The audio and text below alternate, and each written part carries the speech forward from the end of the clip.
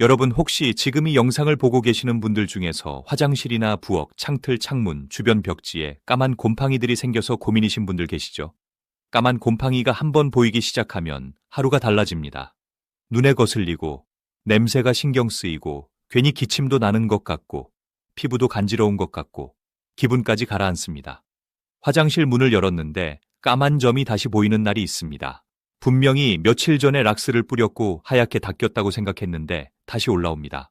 그 순간 사람 마음이 이상해집니다. 내가 청소를 못해서 그런가 하는 자책이 먼저 올라옵니다. 그리고 더 무서운 생각이 따라옵니다. 이게 혹시 내 건강에도 영향을 주는 건 아닐까 하는 생각입니다. 특히 기관지가 약한 분들은 화장실 청소하는 날마다 목이 따갑고 기침이 더 나기도 합니다. 그런데도 우리는 또 락스를 집어듭니다. 왜냐하면 눈앞에서 하얘지는 게 보이기 때문입니다. 오늘은 그 장면을 조금 다르게 보게 만들어 드리겠습니다. 곰팡이를 지우는 이야기 같지만 사실은 생활을 지키는 이야기입니다. 그리고 마지막에는 집에 흔히 있는 두 가지 재료가 자연스럽게 등장할 겁니다. 하지만 지금은 서둘러 답부터 말하지 않겠습니다. 왜냐하면 우리가 먼저 확인해야 할 게 하나 있기 때문입니다. 락스가 곰팡이를 없애는 것처럼 보여도 왜 다시 생기는지 그 이유를 알아야 합니다. 이 이유를 모르고 방법만 따라하면 다시 반복됩니다. 그래서 오늘은 질문부터 시작하겠습니다. 락스를 뿌린 뒤 며칠 안에 다시 올라오는 집은 어떤 집일까요? 같은 화장실인데 어떤 집은 깨끗함이 오래 가고 어떤 집은 금방 돌아옵니다. 차이는 청소 실력이 아니라 환경과 방식입니다. 여기서 한 장면을 떠올려 보시면 좋겠습니다. 환기가 잘 안 되는 작은 화장실입니다. 문을 닫고 락스를 뿌립니다. 코가 찡해지고 목이 따끔거립니다. 그래도 참습니다. 빨리 끝내야 한다고 생각합니다. 그런데 잠깐만요.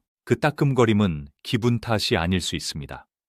우리가 흔히 락스를 독하다고 말하는 이유가 있습니다.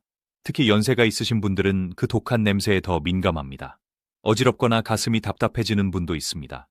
그런데 더 큰 문제는 따로 있습니다. 락스를 뿌리고 하얘졌는데도 다시 올라온다는 사실 자체가 힌트입니다.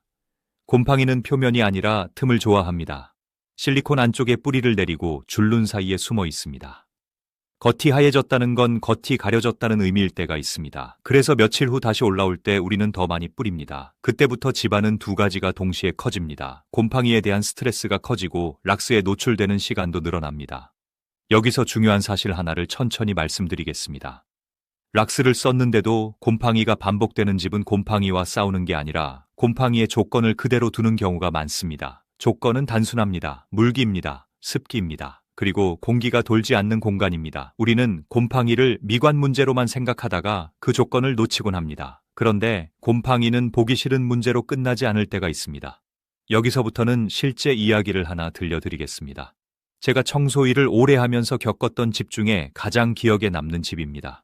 70대 할아버지 혼자 사시는 집이었습니다. 가족분들이 부탁을 하셨습니다. 몇 달째 기침이 멈추지 않는데 병원에서는 딱히 원인을 못 찾는다고 했습니다.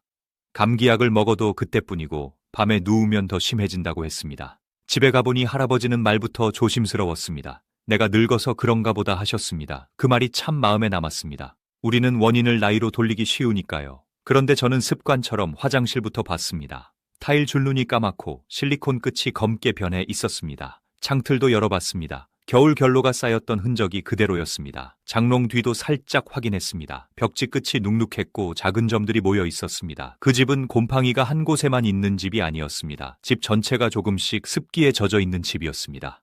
그날 제가 한 일은 단순히 닦는 일이 아니었습니다. 곰팡이가 살아남는 조건을 하나씩 끊는 일이었습니다.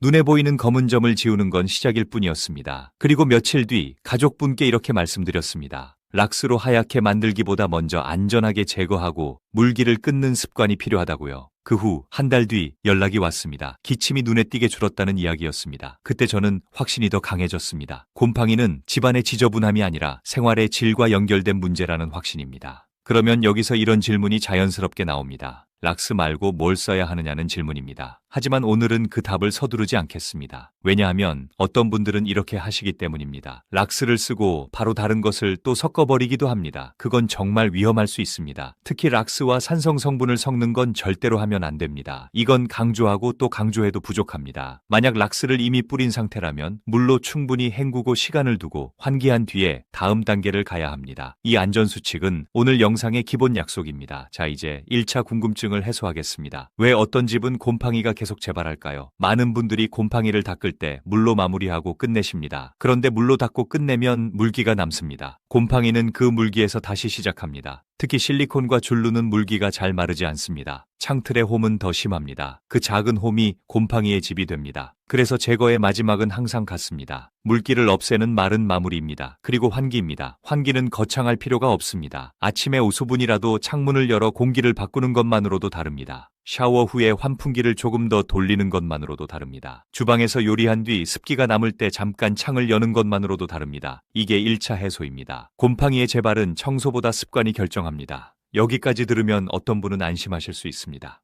아, 그러면 환기하고 물기만 닦으면 되는 거구나 하실 수 있습니다. 그런데 문제는 여기서 끝이 아닙니다. 이미 곰팡이가 깊게 자리 잡은 경우는 물기만 닦는다고 사라지지 않습니다.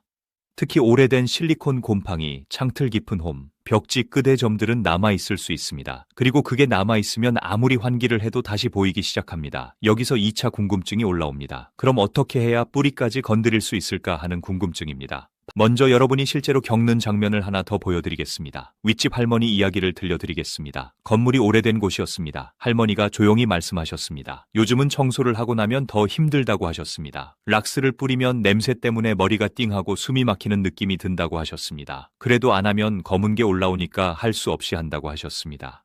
그 말이 딱 노년의 현실입니다. 깨끗하게 살고 싶은데 방법이 몸을 힘들게 합니다. 그래서 저는 그 집에서 실험을 했습니다. 비싼 약품이 아니라 집에 있는 것으로 가능한지 확인해보고 싶었습니다. 다만 조건이 있었습니다. 첫째, 안전해야 합니다. 둘째, 냄새가 덜해야 합니다. 셋째, 재발이 줄어야 합니다. 그리고 넷째, 누구나 따라할 수 있어야 합니다. 그날 저는 먼저 곰팡이 부위를 천천히 관찰했습니다. 겉면만 있는 곰팡이가 아니라 실리콘 틈 깊게 스며든 곰팡이였습니다. 그럴수록 강한 것만 쓰면 더 독해질 수 있습니다. 그래서 저는 한 가지를 먼저 떠올렸습니다. 우리가 먹기도 하는 산성 재료입니다.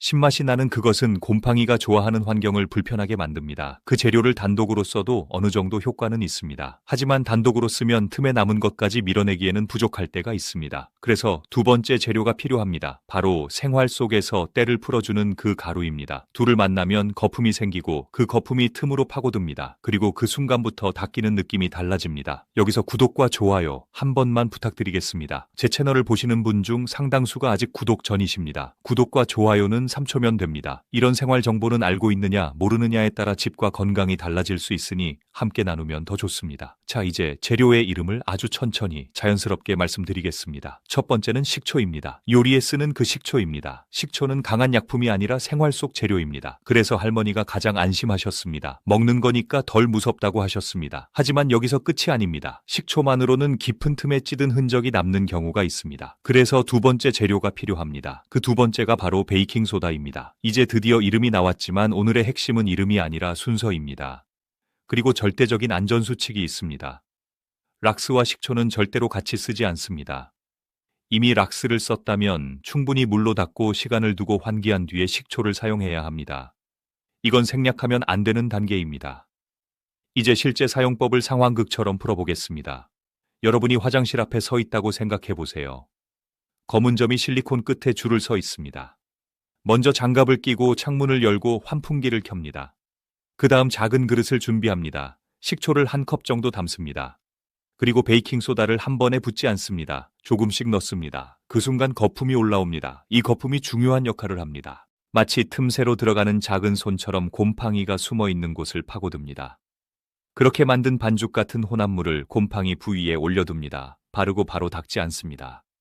여기서 기다림이 필요합니다. 5분만 기다립니다. 사람들은 이 5분을 못 기다려서 실패합니다. 그 5분 동안 우리는 다른 일을 하면 됩니다. 창틀 한 곳을 더 보거나 싱크대 틈을 확인해도 됩니다. 시간이 지나면 칫솔이나 부드러운 수세미로 살살 문질러 줍니다. 세게 문지르는 게 아니라 풀어주듯이 문질러 줍니다. 그리고 물수건으로 한 번 닦습니다. 여기서 끝내지 않습니다. 마른 수건으로 한 번 더 닦습니다. 이 마른 마무리가 재발을 줄입니다. 이제 실전 사례로 2차 궁금증을 해소하겠습니다. 윗집 할머니는 어떻게 됐을까요? 할머니는 처음에 반신반의하셨습니다. 식초로 곰팡이가 지워지겠냐고 하셨습니다. 그런데 5분 기다린 뒤 칫솔로 살살 문지르자 검은 흔적이 확 풀리기 시작했습니다. 할머니의 표정이 달라졌습니다. 아, 내가 할 수 있겠구나 하는 표정이었습니다. 그리고 할머니가 제일 좋아하신 건 냄새였습니다. 락스처럼 숨이 턱 막히는 냄새가 아니라는 점이었습니다. 식초 냄새는 잠깐 나지만 환기하면 금방 빠집니다. 그래서 할머니는 그날 이후로 청소가 두렵지 않다고 하셨습니다. 여기서 중요한 반전이 하나 있습니다. 곰팡이가 사라지는 것보다 더 큰 변화는 재발이 줄었다는 점입니다. 왜냐하면 할머니는 그날부터 습관을 바꾸셨기 때문입니다. 샤워하고 나서 문을 살짝 열어두셨습니다. 환풍기를 조금 더 돌리셨습니다. 물기 남은 부분을 마른 수건으로 한번 닦으셨습니다. 결국 곰팡이를 이긴 건 재료가 아니라 습관까지 포함한 순서였습니다. 자, 이제 여러분 집으로 돌아오겠습니다. 여러분은 어떤 장소가 제일 고민이십니까? 화장실일 수도 있고 창틀일 수도 있고 싱크대일 수도 있습니다. 장소별로 한 번 더 느리게 정리해 드리겠습니다. 화장실은 실리콘과 줄눈이 핵심입니다. 혼합물을 올리고 5분 기다리고 살살 문지르고 물수건, 마른 수건 순서입니다. 창틀은 홈이 핵심입니다. 홈에 남은 물기를 마지막에 꼭 말려야 합니다. 싱크대 주변은 물때와 곰팡이가 같이 있는 경우가 많습니다. 한 번에 안 되면 하루 뒤 한 번 더 하면 훨씬 깔끔해집니다. 냉장고 고무 패킹은 액체를 흠뻑 쓰지 않습니다. 헝겊에 묻혀서 닦고 바로 마른 헝겊으로 마무리합니다. 벽지는 조심해야 합니다. 벽지를 적시지 말고 아주 소량을 묻혀 톡톡 닦고 바로 말립니다. 그리고 한 가지 더 현실적인 조언을 드리겠습니다. 곰팡이가 아주 오래되어 깊게 박혀 있으면 한 번에 완벽히 안 지워질 수 있습니다. 그럴 때는 포기하지 마시고 이틀에 걸쳐 2번 하시면 됩니다. 첫 번째는 느슨하게 만들고 두 번째는 마무리로 끊어내는 느낌입니다. 자, 이제 마지막으로 재발 방지 루틴을 느리게 끝까지 연결하겠습니다.